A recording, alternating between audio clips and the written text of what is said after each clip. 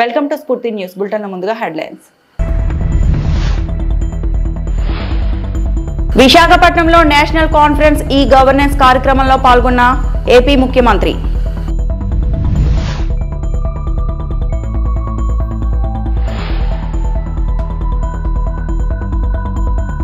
ప్రభుత్వ బడుల్లో no admission board పెట్టాలనేది నా లక్ష్యం, మంత్రి Nara Lokesh.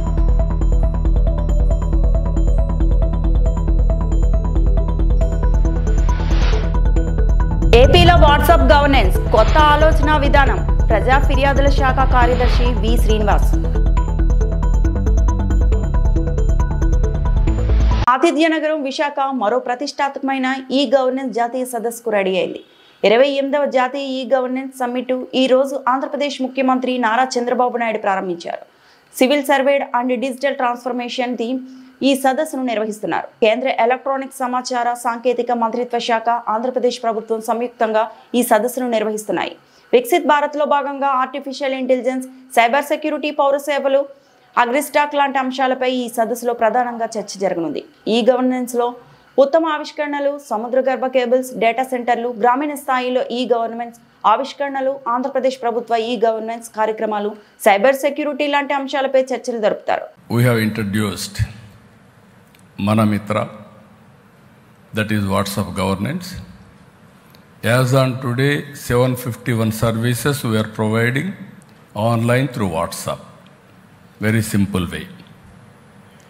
I started earlier in Hyderabad, high-tech city, and focusing on IT. At the time, I focused mainly knowledge economy. Today I can say proudly, Hyderabad is getting highest per capita income. Telangana is getting highest per capita income in the country. Most livable city. Because of technology and also infrastructure. IT professionals have gone all over the world. I am proud to announce today, Indians are earning highest per capita income in the world, any country for that matter. Among Indians, Andhra Pradesh number 1 by contributing 30% of people who are working in IT. Always I am saying, in the world, out of 4 IT professionals, 1 is from India. Among Indians, out of 4, 1 is from Andhra Pradesh, Telugu community. We are proud of them. One public policy has changed total history. Now we are working Quantum Valley. America is having Silicon Valley. India is having Quantum Valley, that is Amaravati. We started recently with the Government of India support and also IBM, TCS, L&T, they are working together. By January, we are going to join the club of Quantum Valley, or quantum computers, who are all having, I think 6-7 countries are having quantum computing. One is India, that is from Amaravati. I am very proud to announce that is how we are working.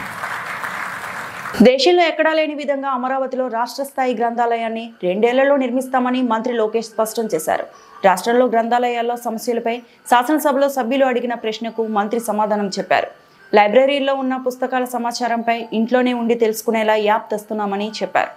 Thinking out of the box thinking అనేది లైబ్రరీలో పుస్తకాలు చదవడం ద్వారా వస్తుందని నేను కూడా బలంగా నమ్ముతున్నాను. అధ్యక్ష ఈ సబ్జెక్ట్ మీద మండలి బుద్ధప్రసాద్ గారు, పల్లె సుందరారెడ్డి గారు, గణబాబు గారు మాట్లాడారు. అధ్యక్ష మొదటి అంశం అధ్యక్ష సెంట్రల్ లైబ్రరీ గురించి గౌరవ సభ్యులు కూడా బుద్ధప్రసాద్ గారు పోయిన సమావేశాల్లో ప్రస్తావించారు. ఒక సందర్భంలో దానికోసం అధ్యక్ష సుమారుగా 150 కోట్ల రూపాయలు ఖర్చు అవుతుందని మేము అంచనా వేసాం. ఎందుకంటే మీరు కోరినట్టు వరల్డ్ క్లాస్ లైబ్రరీ కట్టాలి. కేవలం మన రాష్ట్రంలో కాదు, మన దేశంలో ఎక్కడ లేని విధంగా వరల్డ్ క్లాస్ లైబ్రరీ ఉండాలి. కేవలం ఇన్ఫ్రాస్ట్రక్చరే కాదు, మనకు కావాల్సిన మాన్యుస్క్రిప్ట్స్ ఇవన్నీ కూడా మనకు చాలా ఉన్నాయి అధ్యక్ష. ఇవన్నీ కాపాడాల్సిన బాధ్యత మనందరిపైన ఉంది కనుక చేయాలని నిర్ణయం తీసుకున్నాం. ఈరోజు గౌరవ ఇండస్ట్రీస్ మినిస్టర్ గారు హౌస్లో లేరు, ఆయన కౌన్సిల్లో ఉన్నారు. టీజీ భరత్ గారు నేను ఇట్లానే సింగపూర్లో మాట్లాడుతున్నప్పుడు ఆయన పర్సనల్గా తీసుకుని శోభా డెవలపర్స్ అని వరల్డ్ వైడ్ వాళ్ళు ఉన్నారు అధ్యక్ష. వాళ్ళు యాక్చువల్లీ ఆంధ్రాకి సంబంధం లేని వారు, బట్ వాళ్ళు ముందుకు వచ్చి మీ రాష్ట్రం మంచి లైబ్రరీ చేస్తుందని మేము విన్నాము అని 100 కోట్ల రూపాయలు శోభా డెవలపర్స్ ఈరోజు ఆంధ్ర రాష్ట్రానికి వాళ్ళు డబ్బులు ఇస్తాం కూడా జరిగింది. ఇది వచ్చే 4 సంవత్సరాలు మేము ఖర్చు పెడతాం.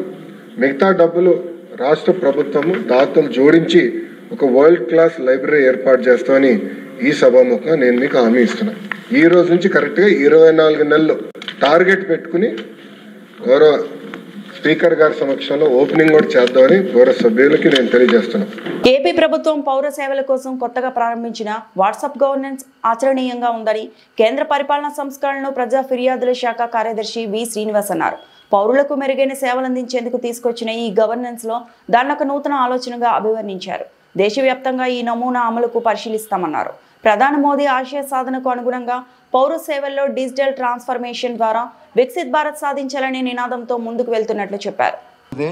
The Honorable Chief Minister Sri Nara Chandrababu Naidu Garu, who's been a visionary in taking e-governance models forward, and Sri Katamaneni Bhaskar Garu, who has been working with us tirelessly for the last several months to curate this conference. The theme of this conference is Viksit Bharat, Civil Service and Digital Transformation.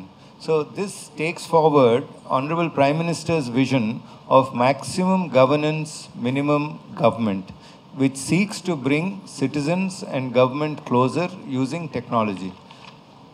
As you have seen, more and more technology options for improving service delivery, as also for digital secretariats, have been brought in. Government systems process reengineering has been adopted. So this conference brings together about 1,200 delegates from across India. 1,200 delegates from across India. There are officers who are coming from northeastern states, from Jammu Kashmir, from Kerala, from Gujarat, Rajasthan, and so many officers coming from Government of India in New Delhi across all ministries. We are also grateful that the Indian Institute of Management, Visakhapatnam, has come forward as a knowledge partner and would be curating this session.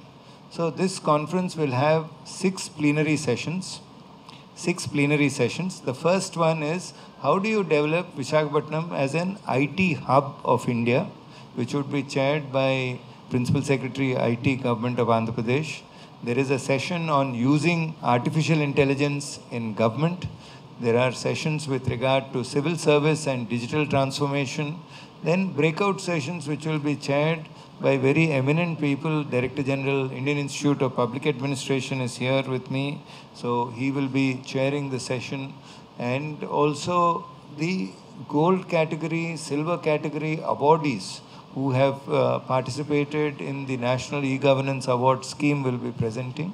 We'll have 4 district collectors who have contributed to digital transformation at Panchayat level. So there are 4 district collectors from various parts of the country who will be making. మనబడి మన భవిష్యత్తు కార్యక్రమం కింద విద్యార్థుల సంఖ్య ఆధారంగా ఉపాధ్యాయుల నియామకం గదుల నిర్మాణం చేపడుతున్నామని మంత్రి నారా లోకేష్ తెలిపారు. ప్రాథమిక పాఠశాలను ప్రాథమికోన్నత పాఠశాలలో విలీనం అంశంపై శాసనసభలో ఎమ్మెల్యే చెదలవాడ అరవింద బాబు అడిగిన ప్రశ్నకు ఆయన సమాధానం ఇచ్చారు. యువగలం పాదయాత్ర సందర్భంగా ఉపాధ్యాయులు పలు సమస్యలను నా దృష్టికి తీసుకొచ్చారు. ఒక తరగతికి ఒక ఉపాధ్యాయుడు ఉండాలనేది మా లక్ష్యం. పాఠశాల భవనాల నిర్మాణం కోసం దాతల సహకారం కోరుతున్నాం. భవనాలపై దాతల పేరు ఉండేలా చూస్తాం. ప్రభుత్వ పాఠశాలలో మంచి ఫలితాలు రావాలనేది మా ఉద్దేశం. అన్ని ప్రభుత్వ బడుల్లో సీట్ల నుండి నో అడ్మిషన్ బోర్డులు పెట్టాలనేదే నా లక్ష్యం. ప్రస్తుతం రాష్ట్రంలో సుమారు 100 బడుల్లో అలాంటి పరిస్థితి ఉంది అని మంత్రి లోకేష్ తెలిపారు. బాధ్యత మన అందరిపైన ఉంది. అది కేవలం హార్డ్వేరే కాదు, అంటే ఇన్ఫ్రాస్ట్రక్చరే కాదు, లెర్నింగ్ అవుట్కమ్స్ పైన కూడా ఎక్కువ శ్రద్ధ పెడుతున్నాం. అటెండెన్స్ పైన, ఎగ్జామినేషన్ పర్ఫార్మెన్స్ పైన కూడా ఎక్కువ శ్రద్ధ పెట్టాల్సిన అవసరం ఉంది. రాబోయే రోజుల్లో ప్రైవేట్ పాఠశాలల కన్నా మెరుగైన విద్య ప్రభుత్వ పాఠశాలలు అందజేసి మెరుగైన రిజల్ట్స్ తీసుకొచ్చినప్పుడే మనం న్యాయం చేసిన వాళ్ళు అవుతామని గౌరవ సభ్యులందరూ తెలియజేస్తున్న అధ్యక్ష పోయిన సెషన్లో విద్యా వ్యవస్థ పైన చాలా డిస్కషన్ జరిగినాయి, షార్ట్ డిస్కషన్ కూడా జరిగినాయి. ఆనాడు ఒక మాట చెప్పాను అధ్యక్ష, ఏ రోజైతే ప్రభుత్వ పాఠశాల బయట ఇంకా నో అడ్మిషన్స్, స్కూల్ ఫుల్ ఉందని ఆ బోర్డు వస్తుంది, ఆ రోజు నేను ఆనందపడతానని చెప్పాను అధ్యక్ష గర్వంగా చెప్తున్నా. ఈ సంవత్సరంలో దాదాపు ఒక 100 పాఠశాలలో అదే పరిస్థితి ఏర్పడింది. నా లక్ష్యం ఏంటంటే అన్ని 42,000 పైచిలక పాఠశాలలు ఏదైతే ఉన్నాయో అన్ని పాఠశాలలు అదే పరిస్థితి రావాలని ఆ దిశగా విద్యా వ్యవస్థ పనిచేస్తుందని గౌరవ సభ్యులందరికీ తెలియజేసుకుంటూ, గౌరవ సభ్యులు నారా చంద్రబాబు నాయుడు వారు చెప్పిన విజన్ 2047లో మనందరం భాగస్వాములు కావాలి. పాశ్చాత్య దేశాలు మన భారతీయులపై పెడుతున్న ఆంక్షలు మనం చూస్తున్నాం. రాబోయే రోజుల్లో మన దేశం ప్రపంచంలోనే నెంబర్ 1 అవుతుంది. మన పిల్లలు అందరూ మన దేశంలోనే నెంబర్ 1 గా ఉంటారు. అండ్ ఇక్కడ ఉన్న అందరం వీఆర్ విట్నెసింగ్ ఎవ్రీ డే. మనం టీవీస్ లో చూస్తూ ఉన్నాం. ఏం చూస్తున్నాం? ప్రతిరోజు పాశ్చాత్య దేశాల్లో ఏం జరుగుతోంది? మనల్ని తరిమి కొడుతున్నారు, బయటికి వెళ్ళిపోమంటున్నారు. ఎక్కడో ఒక్క చోట యుఎస్ లో స్టార్ట్ అయింది, అన్ని బ్రిటిష్ కంట్రీస్ లో అది విస్తరించింది. ఒక UK, Russia, everywhere, Poland, everywhere go back theme తో. అంటే మనం అవమానించడంతో పాటు చంపేస్తున్నారు కూడా. మనం ఇది చాలా జాగ్రత్తగా గుర్తు పెట్టుకోవాలా, ఆచరించాలి కూడా. ఇక్కడ వచ్చిన ప్రతి మహిళ కొన్ని వందల వేల మందికి మెసేజ్ ఇవ్వాలి. మనము తీసుకునే నిర్ణయం మన పిల్లల్ని, వాళ్ళ పిల్లల్ని కాపాడగలుగుతాం. మన నేషన్ లోనే, అంటే మన ఊర్లోనే, ఎక్కడ పుట్టామో అక్కడే పెరగాలి, అక్కడే చనిపోవాలి. మన దేశంలోనే ఉండాలి. రేపు 2047 విజన్ ని మనము సక్రమంగా తీసుకెళ్లినప్పుడు ఒక్కరు చేయలేరు. మనందరం భాగస్వాములు అయినప్పుడే మన పిల్లలు ఇక్కడే ఉంటారు. మనకేం పట్టింది? ఎక్కడో వెళ్ళి ఎక్కడో అనిపించుకొని ఎక్కడో చనిపోవాల్సిన అవసరం. ఇప్పుడు చాలా మంది తల్లిదండ్రులు బిక్కుబిక్కుమంటున్నారు పిల్లలు బయట పంపించేసి. మనకొద్దు. మనం తీసుకునే నిర్ణయం రేపు మన పిల్లల భవిష్యత్తుకు అవుతుంది. సంగీతం దర్శకత్వం వహించిన 2 చిత్రాలు పాన్ ఇండియాలో ఘన విజయం సాధించి పెట్టిన సంగీత దర్శకుడు గౌరహరి తణుకు ప్రతిష్టను మరింత ఇనుమడింపజేస్తారని తణుకు ఎమ్మెల్యే ఆర్ఎంఎల్ఏ రాధాకృష్ణ అన్నారు. జై హనుమాన్, మిరాయి చిత్రాలకు సంగీత దర్శకత్వం వహించిన తణుకు పట్టణానికి చెందిన గౌరీహరి తణుకు ఎమ్మెల్యే రాధాకృష్ణను మర్యాదపూర్వకంగా కలిశారు. ఈ సందర్భంగా శాలువా జ్ఞాపికతో ఘనంగా సత్కరించిన ఎమ్మెల్యే రాధాకృష్ణ మాట్లాడుతూ, తణుకులో విద్యాభ్యాసం చేసిన సినీ రంగంలో తనకంటూ ఒక ప్రత్యేక స్థానం సాధించుకున్న గౌరహరి భవిష్యత్తులో మరిన్ని విజయవంతమైన చిత్రాలు అందించాలని ఆకాంక్షించారు. రాబోయే రోజుల్లో ఉత్తమ సంగీత దర్శకుల జాబితాలో ఆయన పేరు సాధించాలని కోరారు. అనంతరం మిరాయి చిత్రం ప్రదర్శిస్తున్న లక్ష్మీ థియేటర్ వద్ద నిర్వహించిన సంబరాల్లో పాల్గొని ప్రేక్షకులు గౌరవహరితో కలిసి ఎమ్మెల్యే రాధాకృష్ణ చిత్రాన్ని వీక్షించారు. ఈ కార్యక్రమంలో కూటమి నాయకులు, కార్యకర్తలు పాల్గొన్నారు.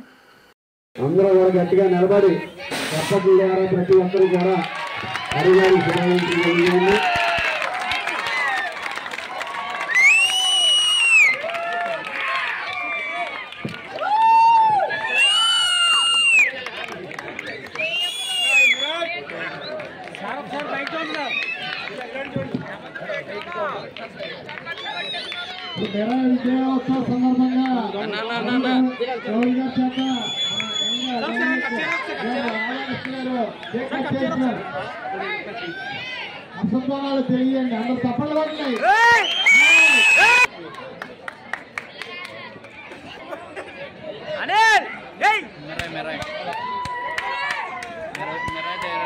అందరికీ నమస్కారాలు తెలియజేసుకుంటూ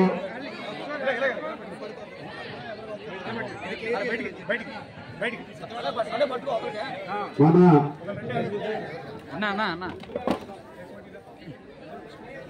తణుకు పట్టణంలో పుట్టి ఇక్కడే చదువుకొని అనేక మంది స్నేహితులతో తన బాల్యాన్ని గడిపి డిగ్రీ వరకు కూడా ఇక్కడే చదువుకొని ఈరోజు 10 సంవత్సరాలలో అసాధ్యాన్ని సుసాధ్యం చేసుకుని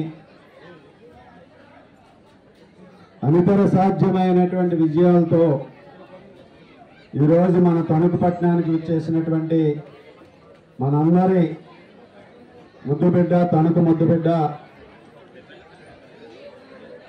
గౌరహరి గారికి మనందరి తరఫున కూడా స్వాగతం తెలియజేసుకుంటూ గట్టిగా అందరూ కూడా చప్పట్లతో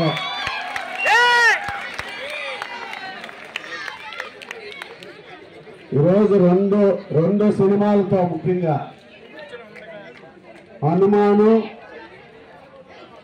మిరాయి సినిమాలతో సినిమా ఇండస్ట్రీలో తనదైనటువంటి ముద్ర వేసి బ్యాక్గ్రౌండ్ మ్యూజిక్ కానీ అలాగే ఒక మ్యూజిక్ డైరెక్టర్గా ప్రపంచవ్యాప్తంగా ప్రతి తెలుగువారు అదేవిధంగా ఇతర పాన్ ఇండియాలో కూడా గుర్తింపు సాధించి ఈరోజు మనందరికీ కూడా గర్వకారణంగా నిలిచి ఇక్కడ మనందరి ముందు కూడా ఈ విధంగా రావటం మనందరికీ కూడా గర్వకారణం, సంతోషం, అభినందనీయమని సందర్భంగా తెలియజేసుకుంటూ ముఖ్యంగా హనుమాన్ సినిమా కానీ ఈరోజు మిరాయి సినిమా కానీ రెండూ కూడా హనుమాన్ సినిమాకి ఇచ్చినటువంటి మ్యూజిక్ అలాగే ఈ సినిమాకి ఇచ్చినటువంటి మ్యూజిక్ బ్యాక్గ్రౌండ్ స్కోరు వీటన్నిటి వలన కూడా ఆ సినిమాలు రెండూ కూడా విజయవంతమై ప్రేక్షకులకి ఈరోజు గుండెల్లో ఒక ప్రత్యేకమైనటువంటి స్థానాన్ని సంపాదించుకుని కేవలం విజయవంతం అవడమే కాకుండా ఎన్టీఆర్ జిల్లా Chandarlapadu tailoring workers union Chandarlapadu మండల కమిటీ ఆధ్వర్యంలో చందర్లపాడు తహసీల్దార్ కార్యాలయం వద్ద ధర్నా అనంతరం అర్జీ ఇవ్వడం జరిగింది. ఈ సందర్భంగా సిఐటియు ఎన్టీఆర్ జిల్లా కార్యదర్శి కె గోపాల్ మాట్లాడుతూ టైలర్స్ కు రాష్ట్ర ప్రభుత్వం ఆర్థిక సహాయం చేయాలని, సంక్షేమ బోర్డు ఏర్పాటు చేయాలని, కుట్టు మిషన్ల కొనుగోలుకు ప్రభుత్వం రుణాలు ఇవ్వాలని కోరుతూ టైలరింగ్ వృత్తినే జీవనోపాధిగా చేసుకుని రాష్ట్ర వ్యాప్తంగా లక్షలాది మంది పనిచేస్తున్నారు. చదువుకున్నా తగిన ఉపాధి దొరక్క ప్రభుత్వంపై ఆధారపడకుండా స్వయం ఉపాధి పొందుతూ జీవనం సాగిస్తున్నారు. అయితే కొన్ని సంవత్సరాలుగా ఈ రంగం కుంటుపడింది. రెడీమేడ్ వస్త్రాల రాకతో పనులు లేక పస్తులుండాల్సిన పరిస్థితి ఏర్పడింది. గత ప్రభుత్వం టైలరింగ్ కార్మికులకు ఆర్థిక సహాయం అందించింది. ప్రస్తుతం ఆ పథకాన్ని ప్రభుత్వం కొనసాగించడం లేదు. పనులు లేక ఇబ్బందులు పడుతున్న వీరికి ఎంతో కొంత ఆసరాగా ఉన్న ఈ పథకాన్ని ప్రభుత్వం కొనసాగించి టైలర్లు ఆదుకోవాలని కోరుతున్నాము. టైలరింగ్ షాపుల్లోనూ ఇళ్ల వద్ద టైలర్లుగా పనిచేస్తున్న వారికి రాష్ట్ర ప్రభుత్వం సంక్షేమ బోర్డు ఏర్పాటు చేయాలని, గుర్తింపు కార్డులు ఇవ్వాలని, మిషన్ల కొనుగోలుకు ప్రభుత్వం లోన్లు మంజూరు చేయాలని, ప్రభుత్వ ఉద్యోగులు మరియు విద్యార్థుల యూనిఫామ్లను స్థానిక టైలర్లతోనే కుట్టించాలని, టైలరింగ్ షాపులకు కరెంటు బిల్లులు సబ్సిడీ ఇవ్వాలని, షాపులకు స్మార్ట్ మీటర్లు పెట్టవద్దని తమ ద్వారా ప్రభుత్వానికి విజ్ఞప్తి చేస్తున్నాం. ఈ కార్యక్రమంలో సిఐటియు చందర్లపాడు మండల కన్వీనర్ ఈదర కమల, చందర్లపాడు మండల టైలర్స్ యూనియన్ అధ్యక్షుడు షేక్ కరీం, యూనియన్ కార్యదర్శి సాధనాల రాము, షేక్ మస్తాన్ వలి, రహమతుల్లా జానయ్య, రామారావు, బాషా, లాల్సా తదితరులు పాల్గొన్నారు. రాష్ట్ర ప్రభుత్వం ఎన్నికల ముందు టైలర్ల సమస్యలు పరిష్కరిస్తామని చెప్పి ఎన్నికల మేనిఫెస్టోల్లో కూడా చెప్పటం అనేది జరిగింది. ప్రధానంగా టైలర్స్ అందరికి కూడా నేను మంచి క్వాలిటీ గల నాణ్యమైనటువంటి మిషన్లు ఫ్రీగా అందరికీ ఎవరైతే వాళ్ళు ప్రభుత్వం ద్వారా ఉత్తీర్ణులు పొంది అట్లాగే ట్రైనింగ్ పొంది సర్టిఫికేట్ కానీ వాళ్ళు నేర్చుకొని వర్క్ చేసే వాళ్ళు ఉన్నారో వాళ్ళందరికీ నేను మన మిషన్లు ఇస్తామని చెప్పేసి అన్నారు. ఇంతవరకు 2వ సంవత్సరం కావస్తా ఉంది, ఆ హామీ అమలు కాలేదు. ఇటీవల కాలంలో ఒక పెద్ద సభ జరుగుతుంటే ఆ సభలో కూడా మళ్ళీ ప్రస్తావించారు, టైలర్లకి నేను మిషన్లు ఉచితంగా ఇస్తామని చెప్పేసి స్వయంగా ముఖ్యమంత్రి గారు అన్నారు. దా హామీని వెంటనే అమలు చేయమని చెప్పేసి మేము ఈరోజు టైలర్ వర్కర్స్ యూనియన్గా రాష్ట్ర ప్రభుత్వాన్ని మేము అడుగుతా ఉన్నాం. అదేవిధంగా గత ప్రభుత్వంలో టైలర్లకి కనీసం నిరుద్యోగ చేయూత కింద వాళ్ళకి టైలర్లకి 10,000 రూపాయలు ఇచ్చారు. ఇప్పుడు ధరలు బాగా పెరిగిపోయినాయి. అందువల్ల కనీసం 25,000 రూపాయలు ఇస్తే తప్ప ఈరోజు వాళ్ళ జీవనం గడిచే పరిస్థితి లేదు. అందుకని గత ప్రభుత్వంలో ఇచ్చినట్టుగా చేయూత 25,000 రూపాయలు ఇవ్వాలని చెప్పేసి కూడా మేము ఈ సందర్భంగా రాష్ట్ర ప్రభుత్వాన్ని అడుగుతా ఉన్నాం. చాలామంది పనులు లేక మొత్తం వాళ్ళు చేసే వృత్తి పక్కన పెట్టి వేరే పనులు చేసే పరిస్థితి ఈరోజు కనపడతా ఉంది. అందుకనే వాళ్ళకి ప్రభుత్వం తక్షణమే ఆ సాయం అందించాలని, అదేవిధంగా మిషన్లకు సంబంధించి మన ప్రభుత్వం వాళ్ళకి ఎస్సీ ఎస్టీ బీసీ కార్పొరేషన్లు ఎట్లా ఉన్నాయో వాళ్ళకు కూడా వడ్డీ లేని రుణాలు ఈరోజు కార్పొరేషన్ ద్వారా వాళ్ళకి ఇవ్వాలని చెప్పేసి మేము రాష్ట్ర ప్రభుత్వాన్ని డిమాండ్ చేస్తూ ఉన్నాం. అదేవిధంగా పనిచేస్తున్నప్పుడు వాళ్ళకి ఏదన్నా అది మిషన్ కానీ ఏదన్నా తగిలి కుచ్చుకున్నా ఏదన్నా పని చేయని పరిస్థితి ఉంది. 3 నెలలు 4 నెలలు 5 నెలలు. ఆ 5 నెలల కాలం భవన నిర్మాణ కార్మికులకి ఎలా అయితే సంక్షేమ బోర్డులో వాళ్ళకి చేయూతగా భృతి ఇస్తున్నారో ఆ విధంగా వీళ్ళకి సంక్షేమ బోర్డు ఏర్పాటు చేసి భృతి ఇవ్వాలని చెప్పేసి, అట్లాగే పనిచేస్తున్నప్పుడు ఎవరైనా ప్రమాదశాతం మరణిస్తే వాళ్ళకి ప్రమాద బీమా 10 లక్షల రూపాయలు ఇవ్వాలని చెప్పేసి కూడా మేము రాష్ట్ర ప్రభుత్వాన్ని డిమాండ్ చేస్తూ ఉన్నాం. ఎందుకంటే అనేక రకాల పనిచేసే కార్మికులందరికీ ప్రమాద బీమా వర్తిస్తుంది, వీళ్ళకు కూడా టైలర్లకి వర్తించాలని చెప్పేసి మేము అడుగుతూ ఉన్నాం.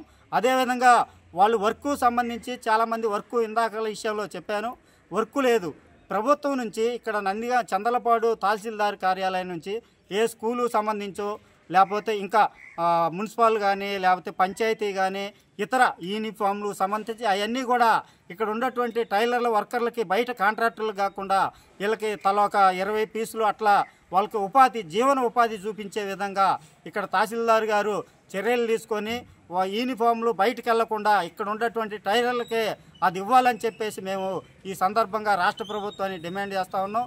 ఈ ప్రభుత్వం ఈ సమస్యలు పరిష్కరించాలని, లేకపోతే రాబోయే రోజుల్లో ఎన్టీఆర్ జిల్లా మొత్తం కలిపి పెద్ద ఎత్తున ఆందోళన చేస్తామని చెప్పేసి ఈ సందర్భంగా రాష్ట్ర ప్రభుత్వాన్ని డిమాండ్ చేస్తున్నాం. ఏలూరు జిల్లా ద్వారకా తిరుమలలో శ్రీ కుంకుళమ్మ అమ్మవారి దసరా శరన్నవరాత్రి ఉత్సవాలు ఘనంగా ప్రారంభమయ్యాయి. వచ్చే నెల 2 వరకు 10 రోజుల పాటు ఉత్సవాలు జరగనున్నాయి. ఉత్సవాల్లో మొదటి రోజు అమ్మవారు శ్రీ బాల త్రిపుర సుందరీదేవి అలంకరణలో భక్తులకు దర్శనమిచ్చారు. ఆలయ అర్చకులు అమ్మవారికి హారతులు పట్టి ఉత్సవాలను ప్రారంభించారు. భక్తులు అమ్మవారిని దర్శించి ప్రత్యేక పూజలు చేశారు. అలాగే అమ్మవారి ఆలయంలో భవానీ మాలదారులు అమ్మవారి మాలను ధరించారు. ఉత్సవాల సందర్భంగా కుంకుమార్చనలు, చండీ హోమం నిర్వహిస్తున్నారు. ఆలయ పరిసరాలను ప్రత్యేకమైన పూలతో అలంకరించారు. ఆలయ ప్రకారాలు, రాజగోపురాన్ని రకరకాల విద్యుత్ దీపాలంకరణలతో ముస్తాబు చేశారు. 2వ తేదీ సాయంత్రం అమ్మవారి రథోత్సవాన్ని ఘనంగా నిర్వహించనున్నారు.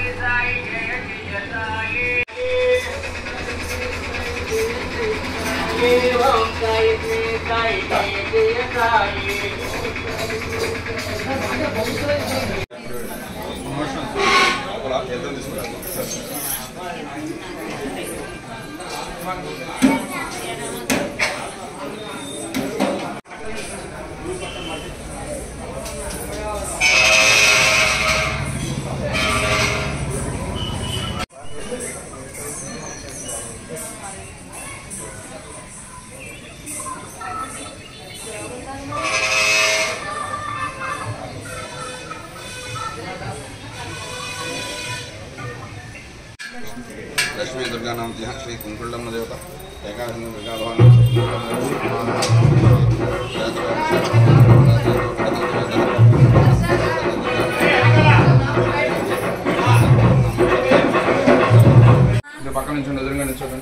ఈ వార్తలు ఇంతటితో సమాప్తం.